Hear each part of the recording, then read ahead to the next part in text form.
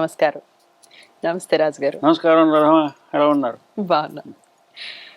ముందుగా మీ అనుభవాలన్నీ ఐఐటిలో పిహెచ్డి గురించి చెప్పారు కదా.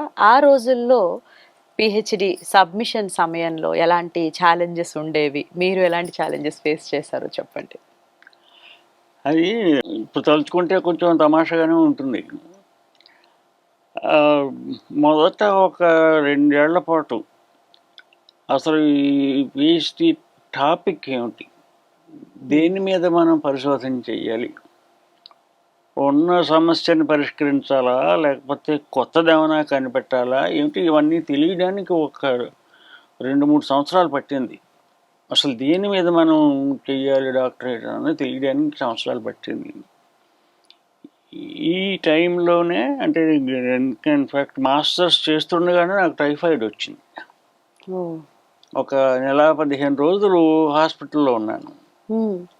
ఈ టైఫాయిడ్ వచ్చినప్పుడు ఫస్ట్ ఫీలింగ్ ఎలా ఉంటుంది అంటే, ఇల్లు వదిలేసి బయటకు వచ్చిన తర్వాత మొట్టమొదటిసారి హాస్పిటల్లో పడ్డాం. మన మొహం చూసేవాడు ఎవడూ లేడు, ఒంటరిగా ఉన్న ఎక్కడ కూడా.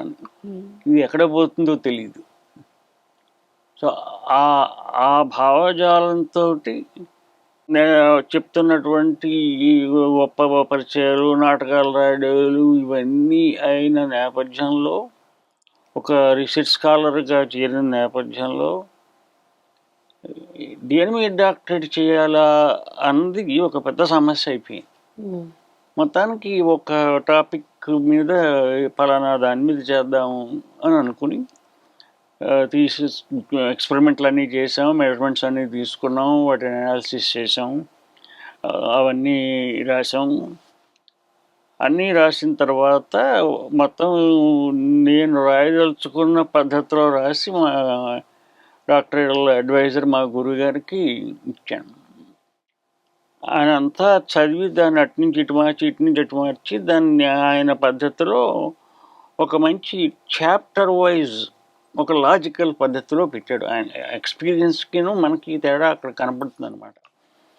అన్నీ పెట్టి ఒక చిన్న మాట అన్నాడు, రాజు అంతా బాగానే ఉంది కానీ ఇందులో ఎక్కడ అసలు కంప్యూటర్ మాటలేదు ఏమిటి అన్నాడు. ఆ రోజుల్లో కంప్యూటర్ అనగానే కంప్యూటర్ మాట ఏమిటి అన్నాను.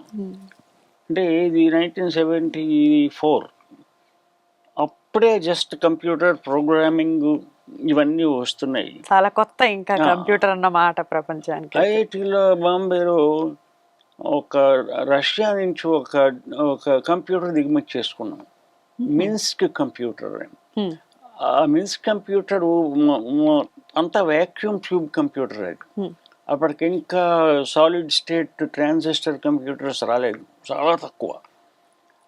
ఆ మిన్స్క్ కంప్యూటర్ అంతా కూడా ఈ గదికి రెట్టింపు ఉంటుంది, అంత పెద్ద కంప్యూటర్. లోపలికి వెళ్ళాలంటే కింద పైన చెప్పులు వదిలేసి నమస్కారం పెట్టుకుని వెంకటేశ్వర స్వామిని దర్శించుకున్నట్టుగా లోపలికి వెళ్ళి, మొత్తం దాని కెపాసిటీ నమ్మండి నమ్మకపోండి 18 KB. 18 KB? 18 KB. ఇప్పుడు మీరు ఏం మాట్లాడుతున్నారో మాకు అసలు అర్థమవుతుంది. ఓ ఫోటో తీస్తేనే 4-5 MB ఉంటుంది మినిమం. అప్పుడు ఆ కంప్యూటర్ లాంగ్వేజ్ ఏమో కోబాల్ మెషిన్ లాంగ్వేజ్. మొట్టమొదటి లాంగ్వేజ్.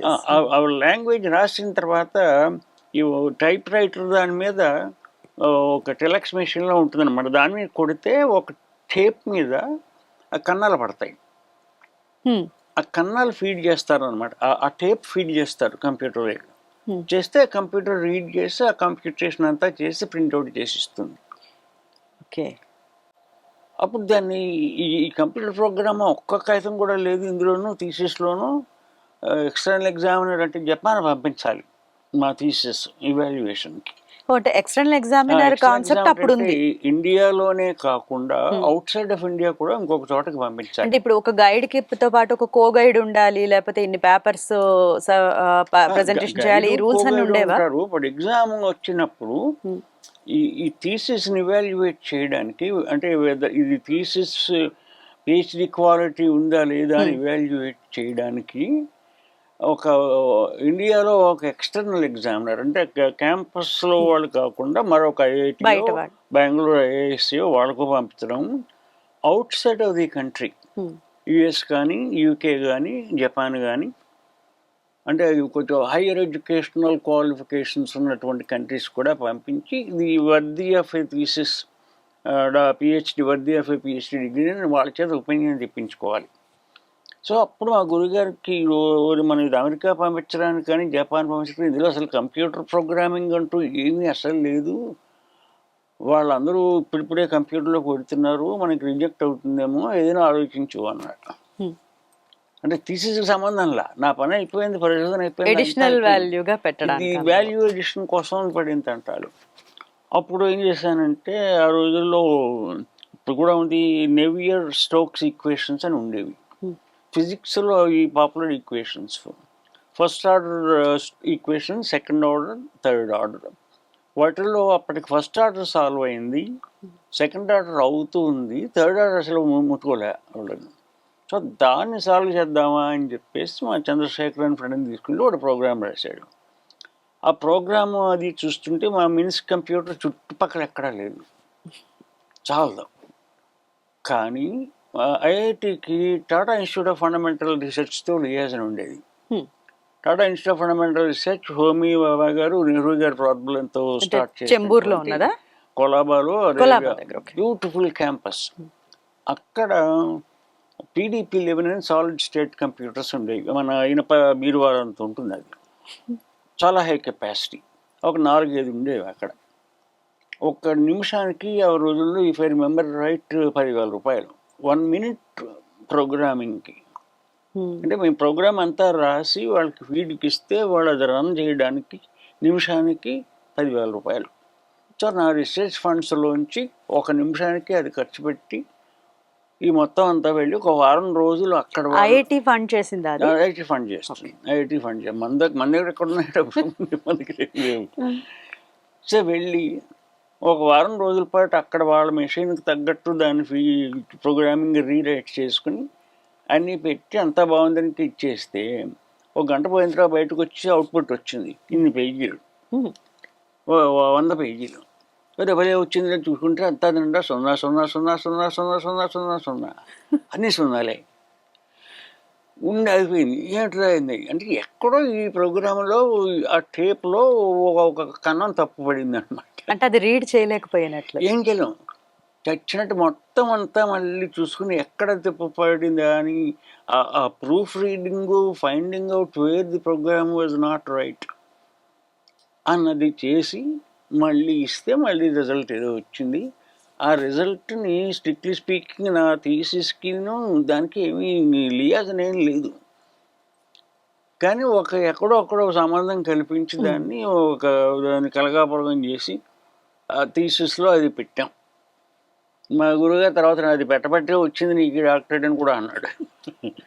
సో ఆ విధంగా డాక్టర్ల దాంట్లో చాలా అవస్థపడ్డానని చెప్పాలి, both in reality as well as in execution of the whole thing చేసాం. ఈ టైంలోనే బేసిక్గా అంటే ఈ డాక్టర్లు చేస్తున్న టైంలో 1971 మరొక రకమైన బాధ, అదేమిటంటే ఇండో పాక్ వార్. 71 యుద్ధం. ఇందిరాగాంధీ అప్పుడే ప్రైమ్ మినిస్టర్ అయింది, ఈ పాకిస్తాన్తో వార్ వచ్చింది. వారు వచ్చినప్పుడు బంగ్లాదేశ్ విడిపోయిన సందర్భం అది. వారు ఇలా డిక్లేర్ అవగానే మొత్తం కంప్లీట్గా తిని పదార్థాలు అన్నీ బాంబేలో అన్నీ బ్లాక్ మార్కెట్కి వెళ్ళిపోయి. నేను ఫ్యాకల్టీ హాస్టల్ సెక్రటరీని, వెనకాయలు దొరకవు, వంకాయలు దొరకవు, బియ్యం దొరకదు, గోధుమలు దొరకవు, అసలు ఏమీ దొరికేవి కాదు, అన్నీ బ్లాక్ మార్కెట్. ఎలాగా మేము మా అంతటా మేము వండుకోవడానికి కూడా 1 కప్పు బియ్యం వండుకునేవాళ్ళం. ఆ పూటకి ఆ పూట బ్లాక్ మార్కెట్లో కప్పు బియ్యం కొనుక్కునేవాళ్ళం.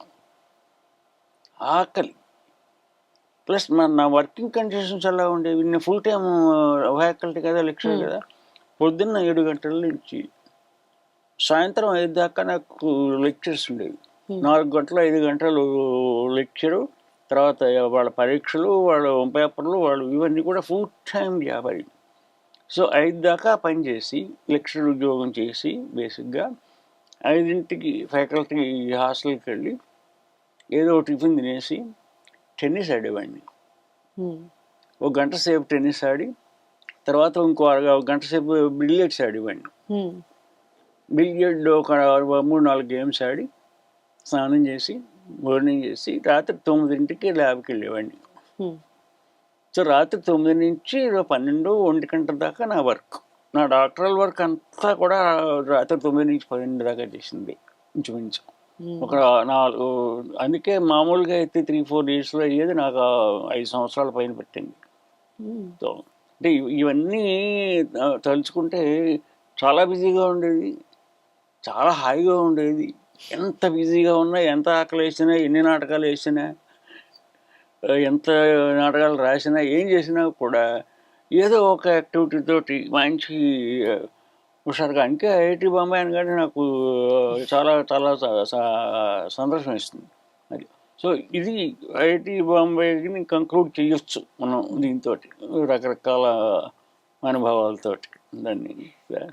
చాలా సంతోషం రాజు గారు. అంటే మీరు చెప్పినటువంటి అనుభవాలన్నీ కూడా ఈ రోజుల్లో ఇప్పుడు డాక్టరేట్ చేస్తున్నటువంటి వాళ్ళకి మార్గదర్శకాలు, ఒక రకంగా ఐ ఓపెనర్స్. ఇవాళ అన్ని ఎదురకుండా పరిచిన విస్తరలాగా ఉన్నాయి మాకు చెప్పాలంటే. అలాంటిది ఇప్పుడు కమ్యూనికేషన్స్, ఈ కంప్యూటర్లు, గూగుల్ ఇవన్నీ వచ్చిన తర్వాత ప్లేయింగ్ ఫీల్డ్ మారింది. బేసిక్గా ఎంత అవైలబుల్గా ఉంటే అంత ఈజీగా ఉంటుందని కూడా అనుకోకూడదు. ఎంత అవైలబుల్గా ఉంటే అంత కష్టం కూడా అవుతుంది. ఏమీ లేనప్పుడు ఏదైనా చెల్లుతుంది, అన్నీ ఉన్నప్పుడు అన్నీ చల్లవు. దాని స్ట్రాటజీ కూడా మారుతుంది. కానీ రిసోర్సెస్ కూడా ఈజీగా దొరుకుతున్నాయి. ఇక్కడ రిసోర్సెస్ అవైలబిలిటీ ఉంది, పెరిగింది, ఎఫోర్డబిలిటీ ఉంది. ఇక్కడ దొరకడానికి ఎఫోర్డబిలిటీ ఉంది. ఆ రోజుల్లో మాకు ఎఫోర్డబిలిటీ ఉన్నా కూడా దొరికే అవకాశం లేదు. ఎక్కడో ఇంగ్లాండ్లోనో ఎక్కడో ఏదో జరిగింది మాకేమీ తెలిసే అవకాశం లేదు. ఇప్పుడు అలా కాదు, ఇలా చూసుకుంటే తెలుస్తుంది. నేను ఎక్కడో చదివాను, నువ్వు ఎప్పుడు పుట్టావు అన్నారు. 1945 అన్నాను. 1945 సిగ్నిఫికెన్స్ తెలుసా అన్నారు. అంటే నాకు తెలిసిన సిగ్నిఫికెన్స్ వరల్డ్ వార్ అయిపోయింది, జపాన్ మీద బాంబు పడింది. సాహిత్యపరంగా చూస్తుంటే బాపు గారి మొట్టమొదటి బొమ్మ, రావణ గారి మొట్టమొదటి కథ పడిన సంవత్సరం, ఇలాంటివి చెప్పుకొచ్చాను. అదేం కాదు అన్నాడు. ఏమిటన్నాను, ఏమిటంటే ది ఎంటైర్ వరల్డ్లో ఉన్నటువంటి టోటల్ కంప్యూటింగ్ పవర్ 1945లో మొత్తం ప్రపంచంలో ఉన్న కంప్యూటింగ్ పవర్ అంతా కూడా it is available today in a child's toy అన్నాడు. అంటే ఈ రోజుల్లో ఒక చిన్న పిల్లవాడు ఆడుకునే వస్తువులో ఉన్నటువంటి కంప్యూటింగ్ పవరు 1945లో ప్రపంచం అంతా కలిపి ఉన్నది. అంటే అడ్వాన్స్మెంట్, అంత అడ్వాన్స్మెంట్, అంత ర్యాపిడ్గా జరిగింది అనమాట. మీరు ఒక ప్రత్యక్ష సాక్షిగా ఉన్నారు ఈ అడ్వాన్స్మెంట్. నాకు విధంగా చూసి సిగ్గేస్తుంది, ఆ టైంలో పుట్టాను చెప్పి. అంటే మీకు చిన్నప్పుడు చిన్న చిన్న ట్రాన్సిస్టర్లు, టేప్ రికార్డర్ల దగ్గర నుంచి ఇవాళ టెక్నాలజీ వరకు మీకు మొత్తం అంతా ఒక ఫ్లోలో తెలుసు. చూస్తుంటే ఈ పరిణామాలు చాలా చాలా సరదాగా ఉంటాయి. సో మీరు ఎలా అడాప్ట్ అవుతూ ఉంటారు, నేర్చుకుంటూ ఉంటారా, అప్డేట్ చేసుకుంటూ ఉంటారా మిమ్మల్ని మీరు? అనుకుంటూ ఉంటాను, కానీ మా పిల్లల్ని అడిగితే నీకేం తెలిసిన అంటారు. నీకంటే క్యాచప్ చేయలేము దీన్ని. ఇప్పటికీ ఈ సెల్ ఫోన్ చూస్తుంటే, లేకపోతే కంప్యూటర్ చూసి నేను టైప్ రైటర్గానే వాడతాను, టిక్కేమంది. కానీ మీ ఉత్సాహం చాలా మెచ్చుకోవాలి రాజు గారు. మీరు డబ్బు లేదు కానీ ఉత్సాహం ఉంది. ఉత్సాహం ఉండాలి. ఉత్సాహం లైఫ్లో జస్ట్ ఒక ఇది చెయ్యాలి, చేస్తున్నది ఎంజాయ్ చేయాలని తప్పన ఉండాలి. లేకపోతే హాయిగా ఇంట్లో కూర్చొని టీవీ చూసుకోవచ్చును. ఆ పట్టుదలే ఊపిరి మీకు, ఆక్సిజన్ అదే నాకు అంతగా బాగుంది. సో ఐఐటి నుంచి అమెరికా ప్రయాణం గురించి మాట్లాడుకుందాం ఇప్పుడు. తప్పకుండా. గ్రీన్ కార్డ్ వచ్చి జేబులో పెట్టుకొని ఉన్న ఉద్యోగాన్ని మానేసి వదిలేసి ఒక కొత్త ఉత్సాహంతో చక్కగా పెట్టి సర్దుకొని అమెరికా బయలుదేరిపారు. అప్పుడు అప్పుడే మీ బ్రదర్ అక్కడ ఉన్నారని అన్నారు కదా, తమ్ముడు 1970లో. సో అతనేమన్నారు, దర్జాగా వచ్చేయండి నేను సపోర్ట్ చేస్తాను అనే. అలా అంటే బాగానే ఉంది, వాడు అలా అనలా, వద్దురా బాబోయ్ అమెరికా రావద్దురా బాబోయ్ అంటాడు వాడు. అయినా వెళ్ళిపోయారు మీరు. ఎందుకంటే అంటే వాడి కారణాలు వాడికి ఉన్నాయి, మంచి కారణాలే. అది వియత్నాం వార్ టైం, ఆ యుద్ధం యుఎస్ఏలో, వాడు అమెరికాలో ఉన్నాడు. వాడికి స్టూడెంట్ వీసాలో ఉన్నాడు, అతను ట్రైనింగ్ వీసాలో ఉన్నాడు. ఆ రోజుల్లో వాళ్ళకి భయం ఏం వేసేదంటే అమెరికాలో ఒకవేళ మనం గ్రీన్ కార్డుకి అప్లై చేస్తే వెంటనే వియత్నాం పంపించేస్తారేమో అని భయం ఉండేది. ఓకే. అంచేత స్టూడెంట్ వీసాలోనే గటాన్ అయిపోయారు, F1 వీసాలో గటాన్ అయిపోయారు, కానీ గ్రీన్ కార్డ్ అప్లై చేయడానికి భయం వేసేది వాడికి. అండ్ ఎకానమీ కూడా పెద్ద గొప్పగా లేదు. అంచేత వాడు నువ్వు రావద్దు, ఇది సరే మంచి టైం కాదు అన్నాడు. కానీ అప్పటికే నేను మనం డిసైడ్ అయిపోయింది, గ్రీన్ కార్డ్ వచ్చేసింది, డాక్టరేట్ వచ్చేసింది, ఇంక మళ్ళీ ఇక్కడ కంటిన్యూ చేయడానికి వెళదాం అనుకున్నాం. వెళ్ళి చూద్దాం, నా అయితే 4 నెలలు ఉంటాం, 5 నెలలు ఉంటాం, బాగాలేకపోతే వెనక్కి వచ్చేద్దాం. చేతిలో ఏ ఉద్యోగం లేకపోయినా కూడా వెళ్ళిపోదాం నిర్ణయించుకుని బయలుదేరారు. ఒకసారి ఇప్పుడు ఈ గోల్ అయిపోయింది, నెక్స్ట్ గోల్ పెట్టుకున్నాం, అమెరికా వెళదామని. వెళ్ళడమే. అక్కడ ఏమవుతుంది, చాలా మంది వెళ్ళారు, పెద్ద మనం ఒక్కడమే కదా వెళుతున్నది అక్కడ అనుకుని బయలుదేరిపోయాను. పర్వతారోహణలాగా వెళ్ళి అక్కడ జెండా పాతేద్దాం. ఫస్ట్ ఇంటర్నేషనల్ ఫ్లైట్ నాకు. అంతకు ముందు నార్మల్ గా ఫ్లైట్ ఎక్కారా మీరు? నేను ఇప్పుడు అంటే బాంబే నుంచి ఇప్పుడు ఈ డాక్టరేట్ తతంగంలో చాలా బిజీగా ఉంటుంది, మాకు వెకేషన్స్ అంటే ఉండవు. కానీ ఇన్స్టిట్యూట్ మూసేసినప్పుడు టెక్నీషియన్స్ అందరూ కూడా సెలవులకు వెళ్ళిపోతారు కాబట్టి 1 నెల టైం వచ్చింది అనుకో. బాంబే నుంచి కాకినాడ వెళ్ళాలంటే 36 hours ట్రైన్ ట్రావెల్. అది అంత భరించలేక మేము ఏం చేసేవాడిని అంటే, నేను బాంబే నుంచి హైదరాబాద్ దాకా ఫ్లైట్లో వెళ్ళేవాడిని. హైదరాబాద్ నుంచి కాకినాడ ఫ్లైట్లు లేవు కాబట్టి చచ్చిన ట్రైన్లో వెళ్ళాల్సి వచ్చేది. సో అంచేత ఫ్లైట్ నాకు అలవాటే. ఓకే. బట్ ఇంటర్నేషనల్ ఫ్లైట్ వేరు. ఇంటర్నేషనల్ ఫ్లైట్ అంటే ఆ రోజుల్లో పానామ్ అని ఒక అమెరికన్ ఎయిర్లైన్ ఉండేది, పానామ్. సో ఆ ఫ్లైట్ ఏంటంటే Bombay to Frankfurt to London, London to New York, New York ని షికాగో. 4 స్టాప్స్ ఉంటేనే కానీ బాంబే నుంచి చికాగో వెళ్ళడం పడదు. సో మొట్టమొదటి మీరు అడుగు పెట్టిన ఊరు చికాగో? మొట్టమొదటి అడుగు పెట్టింది అంటే మొట్టమొదటి బాంబే నుంచి ఫ్లైట్ ఆ రోజుల్లో $6 ఎంతో ఉండేది, టికెట్ $800 ఎంతో ఉంది మొత్తం. కానీ ఘనత వహించిన ప్రభుత్వం వారు కేవలం $8 ఇచ్చేవారు. అప్పట్లో రెగ్యులేషన్స్ ఉండేవి.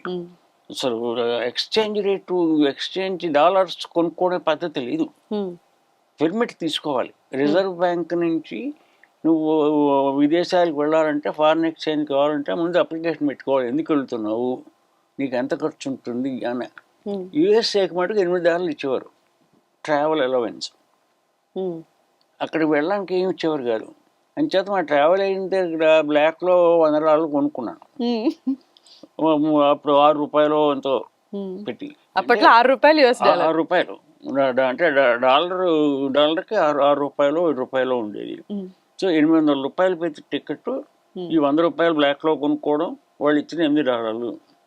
సో $100 పని కనపడకుండా లోపల ఎక్కడో దాచేసుకుని $8 పాకెట్లో పెట్టుకుని బయలుదేరి ఫస్ట్ టైం ఫ్రాంక్ఫర్ట్లో దిగాను. ఈ దిగినప్పుడు ఈ ట్రావెల్లో నాకు 2 సీట్ల అవతల ఒక అమెరికన్ కపుల్ కూర్చున్నారు. ఇక్కడ విషయం ఏంటంటే, ఎయిర్లైన్లో వాళ్ళు పెట్టిన తిండి మనకి కంప్లీట్గా అసలు ఏం అర్థం అవ్వదు. అంటే మీరే చక్క పులిహార ప్యాకెట్ అది కట్టుకుని బాంబేలో ఉండి ఫ్యాకల్టీ హాస్టల్ సెక్రటరీగా ఉండి, ఆ రోజుల్లో చీజ్ అనే పదార్థం చాలా అపరూపం. బ్రెడ్ మీద బటర్ రాసుకునేవాళ్ళం. చీజ్ అనగానే కొలాబా వెళ్ళి కొనుక్కోవాల్సి వచ్చేది. చీజ్ చాలా అపరూపమైన పదార్థం. ఈ దిక్కుమాలిన ఫ్లైట్లో వాడు చీజ్ తప్ప ఇంకేం పెట్టేవాడు కాదు. ఆ 2 మీల్స్ కూడా చీజ్ పెడితే నేను తినలేకపోయాను. సో ఫ్రాంక్ఫర్ట్లో దిగాం. దిగి జేబులో డబ్బులు ఎక్కెట్టుకుని అక్కడ ఒక కప్పు కాఫీ తాగుతాను. కప్పు తాగానే వాడు $1 ఎంతో ఛార్జ్ చేస్తే గుండె అయిపోయింది. $8 కాఫీ అయిపోయింది అక్కడ. ఇవన్నీ అమెరికన్ కప్పులు చూశారు. చూసి వీడు మాడిపోతున్నాడు ఈ కుర్రాడు. ఫ్రాంక్ఫర్ట్లో ఎక్కిన తర్వాత లండన్ వెళ్ళేలోగా మళ్ళీ నెక్స్ట్ మీల్ వచ్చినప్పుడు నేను తినకుండా వాళ్ళకి ఇచ్చేస్తుంటే వాళ్ళిద్దరు పాపం వచ్చారు. వచ్చి వాళ్ళ దగ్గర ఈ సాలడ్ ఉంది, ఫ్రూట్స్, ఇవన్నీ పెట్టుకున్న సాలడ్ ఒకటి ఉంది. ఆవిడ పెద్ద ఆవిడ నా దగ్గరికి వచ్చి, నేను బొంబాయి నుంచి అబ్జర్వ్ చేస్తున్నాను, నువ్వు ఏం తినలేదు, ఫ్లైట్లో నువ్వు తినకపోతే తప్పుది, అని చెప్పేసి ఆవిడ తాలూకు ఆ సాలడ్ అంతా నాకు ఇచ్చి, అంటే ఫస్ట్ టైం ఒక యావరేజ్ అమెరికన్ ఎంత నైస్గా ఎంత బాగుంటారో ఫ్లైట్లోనే నాకు అర్థమైంది. ఫస్ట్ ఇంటర్నేషనల్ ఫ్లైట్లోనే వాళ్ళ మంచితనం. Average American couple. అది నాకు ఎంత మర్చిపోకుండా ఉంటానో నిజంగా. సో వాళ్ళు న్యూయార్క్ వచ్చేదాకా నాతో పాటు ఉండి they made sure that I eat something or the other. అది వాళ్ళకి నాకు ఏమీ సంబంధం లేదు. ఆ తర్వాత మళ్ళీ వాళ్ళని చూడలేదు, అసలు ఏమీ తెలియదు. But that they are observant on. ఓ కుర్రాడు యంగ్ ఫెలో ఫ్లైట్ ఎక్కాడు, వాళ్ళకి ఆ విషయం ఎక్కగానే అర్థమైపోయింది వీడు ఫస్ట్ టైం పెడుతున్నాడు. అలాగే న్యూయార్క్లో దిగి అక్కడి నుంచి షికాగో December 30, 1974 అర్ధరాత్రి దిగాను. అంటే ఇంకో 2 రోజుల్లో కొత్త సంవత్సరం 1975 వస్తుంది. మా తమ్ముడు వచ్చాడు, ఎయిర్పోర్ట్కి వచ్చాడు, ఇంటికి వెళ్ళాం. అది ఫస్ట్ ట్రావెల్ ఎక్స్పీరియన్స్ టు. ఆ అబ్జర్వేషన్లో ఫస్ట్ అబ్జర్వేషన్ ఫ్రాంక్ఫర్ట్. అప్పటికి మీకు ఇంకా గమనించాల్సింది, బాంబేలో శాంతాక్రూజ్ ఎయిర్పోర్ట్ చిన్న ఎయిర్పోర్ట్, ఎయిర్పోర్ట్. హైదరాబాద్ అంతకంటే బుల్ ఎయిర్పోర్ట్, బేగంపేట ఎయిర్పోర్ట్. వాటితో కంపేర్ చేస్తే ఫ్రాంక్ఫర్ట్ కానీ లండన్ కానీ అసలు ఆ నీట్నెస్ కానీ ఇది కానీ చూస్తే చాలా చాలా ఆశ్చర్యం వేసింది. బట్ బుర్రలో ఇంకా నాకు ఆ డాక్టరేట్ ఉంది, నా గ్రీన్ కార్డు ఉంది, అందులోనే ఉన్నాం మనం వాయు ఫేరీ అప్పుడు. సో మా తమ్ముడు వచ్చాడు, వెళ్ళడం జరిగింది. షికాగోలో ఫస్ట్ టైం ల్యాండింగ్, మంచి వింటర్ టైం, చలి రోజుల్లో. మీకు అంత చలి అలవాట్లేదు ఎప్పుడు? బాంబేలో అంత పెద్ద చలి ఏం లేదు ఇప్పుడు కూడా, అంటే కంపారిటివ్లీ. ఇక్కడ 0 degrees కదా షికాగో.